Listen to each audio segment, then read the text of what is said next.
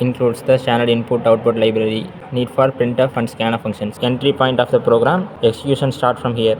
Declares variable, window size, size of sliding window, sent, number of frames sent, AC key, acknowledgement received, I, loop counter. Prompts the user to input the window size. The window size from user input. While statement is used, run until a break statement is encountered. The for loop ends. Stop sending frames if total sent frames reach window size. Prevent sending beyond limit. Send double plus increments the frame count after sending.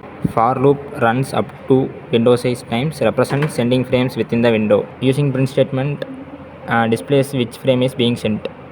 Enter the window size 5. Then all the frames, frame 0, 1, 2, 3, 4 are transmitted. Now it asks to enter the last acknowledgement received. The program now waits for acknowledgement from the receiver. Acknowledgement tells which frames were successfully received. We received all the 5 frames, so the acknowledgement was 5. Then the code execution is successful.